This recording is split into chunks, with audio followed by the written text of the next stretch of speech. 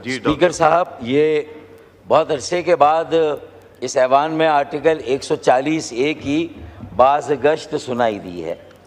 यकीनन ये एक इंतहाई अहम तरीन आर्टिकल है जो हमारी जमहूरियत की नर्सरी के क़याम से मुताल्लिक़ है, और इसमें जहाँ 140A के तहत सूबों को ये इख्तियार है कि वो ये निज़ाम कायम करे और इसके इंतखाबात जो है उसका इनेकाद बाकायदगी से हो, वहीं पर जो इसकी स्पिरिट है उसके मुताबिक इख्तियारात और वसाइल बल्दियाती इदारों, मकामी हुकूमतों और शहरी हुकूमतों को मिलने चाहिए।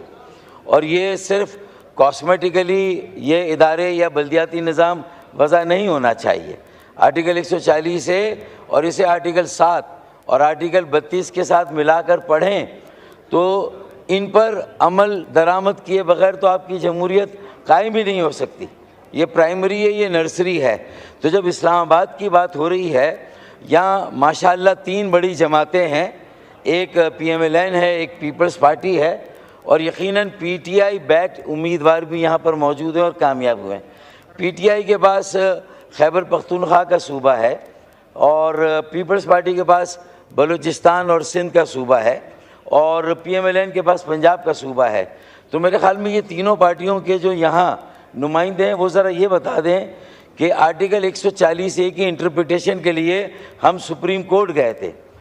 चीफ जस्टिस गुलजार अहमद शेख ने हमारी पिटीशन को अलाउ किया और एडजुडिकेट करके उसे कहा कि तमाम सूबों पर यह लाजिम है कि वो अपने बल्दियाती क़वानीन 140A की रूह के मुताबिक, लेटर एंड स्पिरिट उसके मुताबिक तरमीम करें।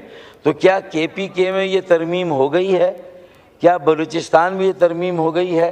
क्या सिंध में ये तरमीम हो गई है? क्या ये पंजाब में तरमीम हो गई है?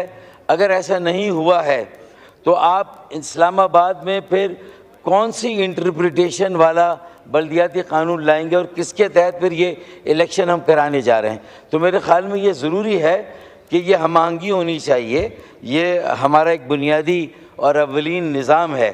जैसा कि मेरे बहुत सारे भाइयों ने वहाँ से भी ये बात की, तो मैं समझता हूँ कि इस पर भी इस हाउस के नुमाइंदों को ये मालूम होना चाहिए कि आया कि सुप्रीम कोर्ट के इस फ़ैसले पर मुख्तलिफ़ सूबों ने अमल दरामद किया है या तौहीन अदालत का इर्तिकाब किया है। तो मेरे ख़्याल में इस पर बात हो जानी चाहिए यहाँ पर। बहुत शुक्रिया जी। Now I put the